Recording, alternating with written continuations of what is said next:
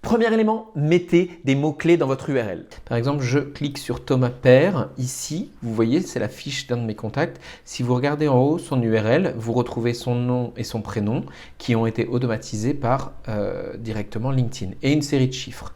Or, il faut savoir qu'à l'heure actuelle, LinkedIn donne l'occasion de préciser à la place d'une série de chiffres peut-être l'URL que vous souhaitez qui apparaisse, puisque l'URL, je vous rappelle que c'est également des mots-clés. Un petit peu comme Jérôme Boucher l'aura fait, il aura précisé lui .pro pour dire que c'est son profil pro sur LinkedIn. Le mieux, c'est d'aller dans modifier le profil public et le URL. Vous cliquez ici, vous précisez ensuite comment est-ce que vous voulez que le contenu soit visible ou non et vous personnalisez votre URL Cyril-formateur commercial-marketing. Donc voilà, c'est l'occasion, quand vous regardez en haut, d'avoir dans votre URL un mot-clé, un ou plusieurs mots-clés et donc essayez d'en bénéficier. Deuxième élément, faites disparaître la barre de droite de votre profil. Quand vous êtes sur un profil LinkedIn, vous avez l'occasion de voir sur la droite une barre de profil assez similaire qui est une option que LinkedIn donne qui permet aux personnes qui vont sur votre profil de voir peut-être certains de vos concurrents. Est-ce que vous souhaitez que cette barre soit proposée à vos visiteurs ? La réponse évidemment est non. Donc sachez que c'est une option que l'on peut proposer également qui permet ici, comme vous le voyez, de ne pas préciser aucune autre personne.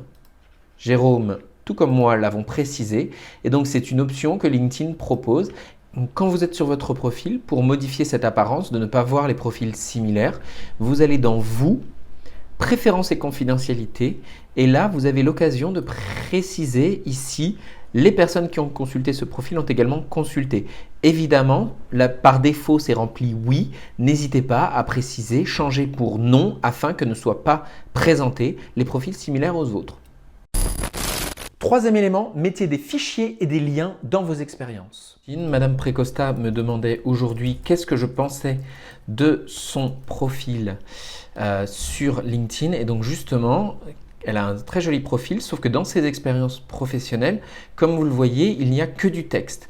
Malheureusement, du texte, même si ça se lit et même si les personnes peuvent le voir, elle n'engage pas peut-être à découvrir plus sur ses expériences. Donc là, je vous conseille à tout prix d'aller au contraire y ajouter des liens dans chaque expérience pour que précisément vous puissiez proposer à vos lecteurs de voir ce sur quoi vous avez travaillé. Vous voyez, on précise un petit peu soit des liens, soit du contenu et il suffit de retourner dans l'expérience avec le petit stylo et d'en dessous de préciser si on veut télécharger un document ou ajouter un lien. Télécharger un document, vous l'allez chercher directement sur votre site, sur votre ordinateur et le lien, vous mettez le lien ici directement et vous faites enregistrer.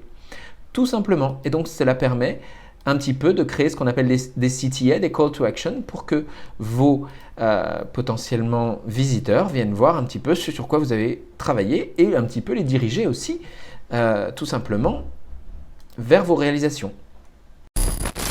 Quatrième élément, augmentez votre score de SSI. Alors le SSI LinkedIn, bien entendu, il suffit d'aller dans les Sales Solutions et d'aller préciser ici obtenez votre score gratuitement et vous allez avoir accès à votre fiche. C'est un score qui est une note sur 100 et qui vous permet de savoir ce sur quoi vous avez des bons scores et ce sur quoi vous devez progresser. Donc moi personnellement, c'est directement mis en lien avec LinkedIn. Vous devez être connecté pour avoir ce score. Donc établir des relations, j'ai une note de 22 sur 25, c'est très bien. Construire votre marque professionnelle, ça va. Par contre, échanger des informations et trouver les bonnes personnes, c'est sûr que ce sont des choses sur lesquelles je devrais progresser. En dessous, vous avez des indicateurs en lien avec votre secteur et votre réseau pour savoir comment vous vous situez. Donc 26 sur 100 dans mon secteur, le score moyen, donc je me classe dans le top 4, ce qui est plutôt pas mal. Et 37 sur 100 dans mon réseau, ce sont des moyennes. Donc là, je me classe dans le top 6 avec une note de 69. Dans les deux cas de figure, je suis supérieur. Donc n'hésitez pas à aller voir ce tableau de score Social Selling en ligne directement dans les Sales Navigation. Et donc, vous aurez votre score pour chacun et vont savoir sur quoi vous pouvez progresser. Cinquième élément, mettez des emojis dans votre présentation et dans votre intitulé et votre titre. C'est-à-dire que vous pouvez y rajouter un petit peu, voyez, des moyen de faciliter la lecture. Et donc, je vous conseille au maximum, alors pas trop non plus, mais d'essayer de trouver votre marque. C'est-à-dire ce qui va permettre aux gens un petit peu d'attirer leur attention quand vous allez commenter. Et voyez, par exemple, si je transitionne, si je regarde un petit peu les personnes d'une manière générale que je suis, eh bien mon regard est beaucoup plus attiré par des emojis lorsqu'elles apparaissent. Voyez ici, Jean-Pascal Mollet, il a mis un arc-en-ciel dans son titre et forcément mon regard est attiré par cet emoji. Donc dites-vous que si vous faites la même chose, eh bien ça le fera à vos suiveurs. Ils verront à chaque fois que vous avez une interaction plus facilement vos emojis et donc votre nom apparaître. Alors bien évidemment, c'est une astuce qu'on commence un petit peu tous à conseiller et que évidemment quand je regarde la liste des personnes, de plus en plus de personnes en mettent et c'est ce qui permet de les différencier. À l'heure actuelle, ça permet justement bien de le différencier. Évidemment, si tout le monde s'y met, à terme, on en aura évidemment plus de différenciation. Mais à l'heure actuelle, ça marche encore pas mal. Sixième astuce aujourd'hui, faites des requêtes dans les relations de vos relations. Donc là, je vous expose un petit peu comment aller chercher potentiellement des clients de quelqu'un d'autre. Si je me dis, Annelise Meunier, qui est également une consultante et formatrice, peut-être qu'elle a des personnes qui sont des décideurs qui la font travailler et donc dont je pourrais moi m'intéresser en tant que formateur également. Donc je vais dans ces relations, vous voyez, et alors évidemment, vous avez plein de logiciels qui permettent d'aller tracker directement les profils avec les noms. Je peux vous les citer sans problème, les Phantom Buster et compagnie. Mais là, je vais vous expliquer comment vous pouvez aller à la main chercher les informations de quelqu'un. Donc par exemple, formateur professionnel, etc. Bon là, c'est un petit peu complexe. Je vais faire une requête, ça va peut-être être plus facile. Donc dans Annelise Meunier, je vais préciser le lieu parce qu'à l'heure actuelle, ce qui m'intéresse, c'est la France et je vais potentiellement préciser également si je peux avoir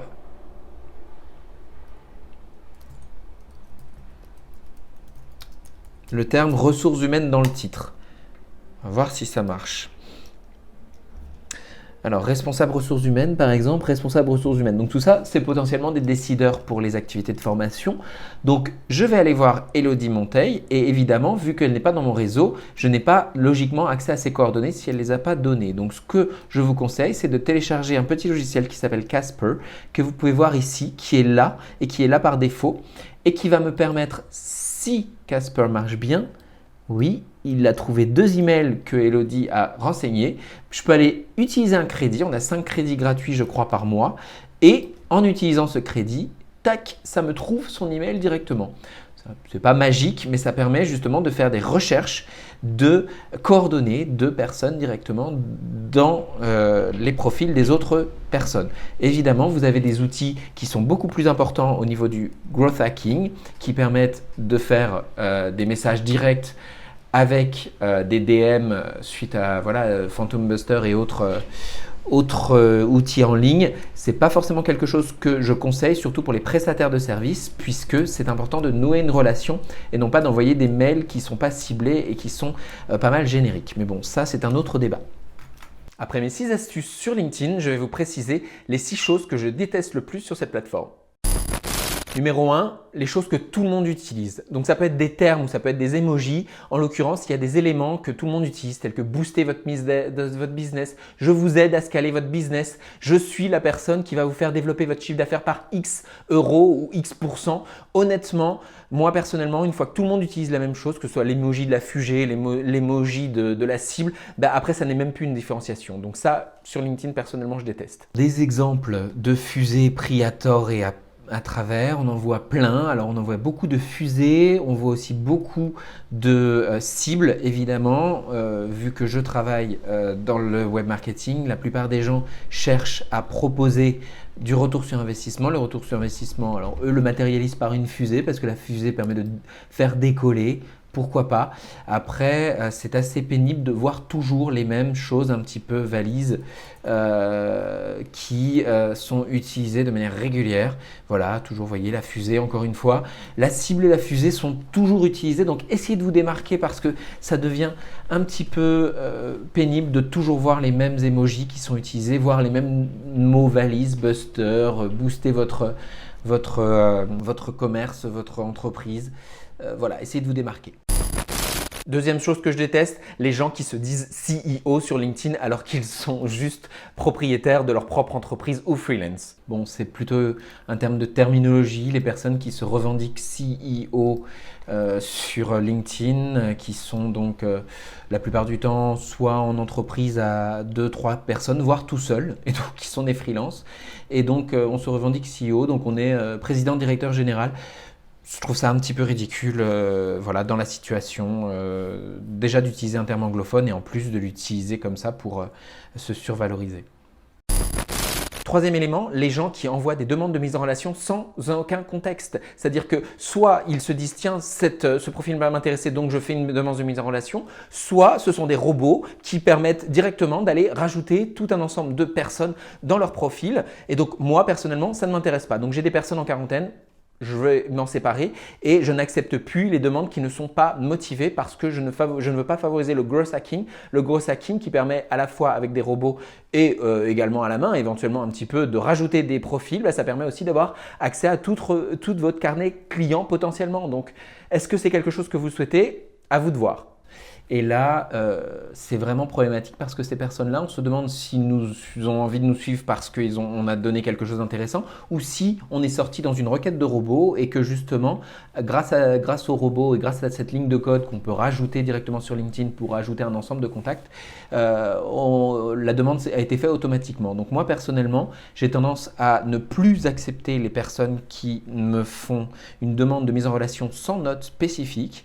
Et donc là, c'est très important, je le dis à tous mes clients, de faire des notes. Là, ces personnes-là, je ne sais pas si je veux les accepter ou les ignorer. En tout cas, à l'heure actuelle, ils sont en quarantaine et je ne les ai pas acceptés.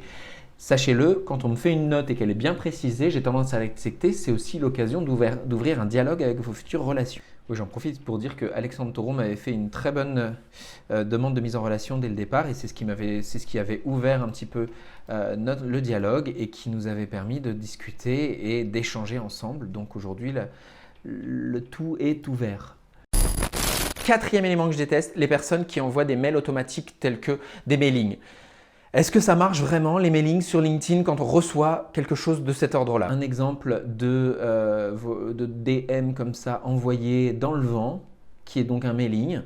Et c'est très gentil, on a bien précisé mon prénom en début, mais bon, est-ce que je ne vois pas que c'est un mailing envoyé? Si, parce que 27 mars sponsorisé, c'est précisé. En plus, bon, il utilise au moins les services de LinkedIn, donc c'est déjà ça. Mais après, on en reçoit environ une par mois à peu près d'envoi direct pour préciser. Ah non, là c'est une demande de LinkedIn Premium, excusez-moi.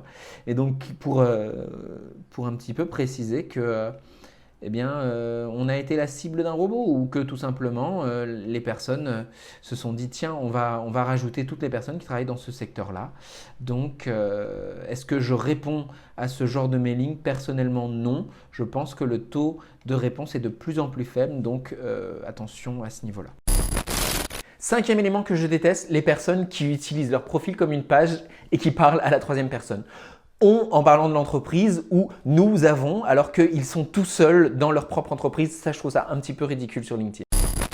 Enfin, le dernier élément que je teste sur LinkedIn, c'est les personnes qui viennent une fois par mois sur LinkedIn et qui regardent un petit peu et qui ne sont pas proactives. Non seulement elles ne sont pas proactives et en plus, elles ne bénéficient en rien de la portée et de la puissance de cet outil. LinkedIn, il faut y aller tous les jours. C'est un terrain de jeu énorme qui permet de faire des mises en relation, d'apprendre énormément de choses et évidemment d'aller prospecter pour des clients. Donc, n'hésitez pas, utilisez-le. Il y a au moins une demi-heure facilement à travailler chaque jour et ce n'est pas que de l'automatisation qui va vous permettre justement de faire de la mise en relation. Il ne faut pas hésiter justement à l'interaction.